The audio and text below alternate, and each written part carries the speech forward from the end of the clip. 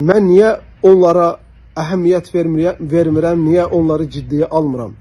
Mən niyə küçə uşaqlarının səviyyəsinə düşməliyəm ki? Mən niyə kimdən olunduğu bilinməyənlərin səviyyəsinə düşməliyəm ki? Əhəmiyyət verməyin.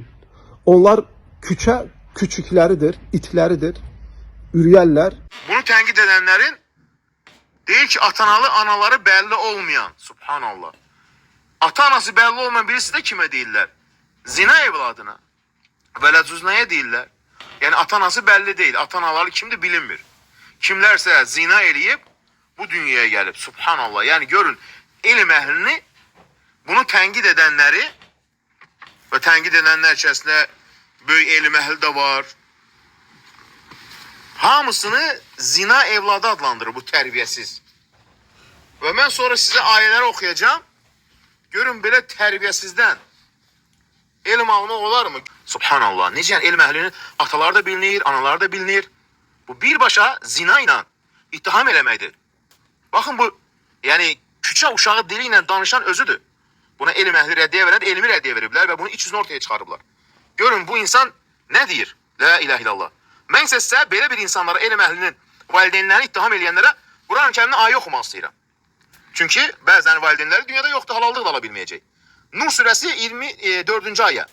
وَالَّذِينَ يَرْمُونَ الْمُحْسَنَاتِ ثُمَّ لَمْ يَأْتُوا بِأَرْبَعَةِ شُهَدَاءَ فَاجْلِدُوهُمْ 80 جَلْدًا وَلَا تَقْبَلُوا لَهُمْ شَهَادَةً أَبَدًا وَأُولَٰئِكَ هُمُ الْفَاسِقُونَ. Namuslu qadınlara zina isnad edib, sonra da 4 şahid gətirə bilməyənlərə 80 şallaq vurun və heç vaxt onların şahidliyini qəbul etməyin. Onlar əsl fasiqlərdir.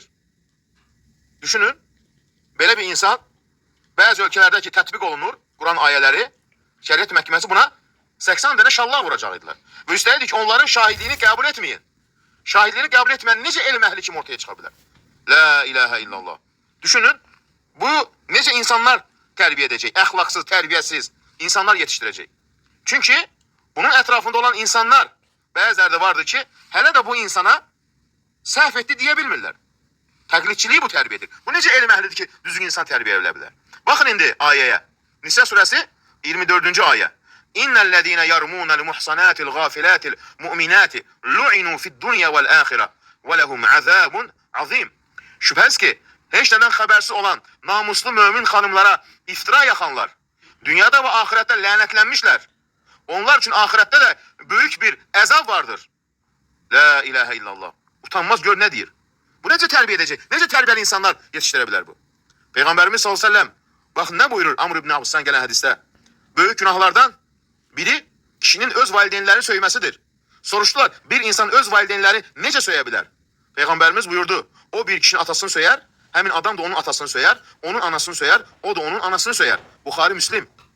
Yəni o əslində özünə ziyan edir. Amma biz heç zaman, hətta ixvan da olsa, təkfirçi də olsa, xavarc olsa, heç kimsənin valideynlərini söyməmişik. Əgər Veysel Orucun valideynləri həyatdadırsa, Allah onlara uzun ömür versin.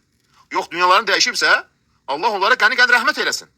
Amma bu əxlaqsız, bu sapıq, buna rədd verən elm əhli, bəlkə 20-dən çox elm əhli buna tənqid edib.